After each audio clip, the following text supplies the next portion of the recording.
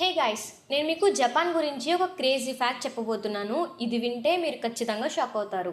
మామూలుగా మనం food packing మీద ఉండే ఇమేజెస్ చూసి వావ్ అనిపిస్తుంది. కానీ ఓపెన్ చేస్తే మాత్రం లోపలేం లేదు డొల్లా అనిపిస్తుంది కదా. Size and shape full difference ఉంటాయి.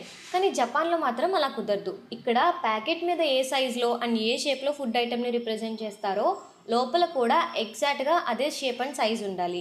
ఎందుకంటే జపాన్లో ఒక రూల్ ఉంది. అది act against unjustifiable premiums and misleading representations.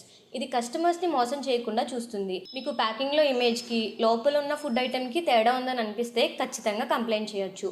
ఈ స్ట్రిక్ట్ రూల్ వల్ల జపాన్లోని ప్రతి ప్రోడక్ట్ చాలా క్వాలిటీగా ఉంటుంది.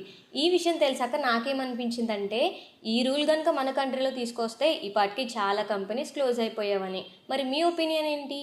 ఈ వీడియో మీకు నచ్చితే లైక్ చేసి షేర్ చేయండి. ఇలాంటి మరిన్ని క్రేజీ ఫ్యాక్ట్స్ కోసం మన ఛానల్ను సబ్స్క్రైబ్ చేసుకోండి. Thanks for watching.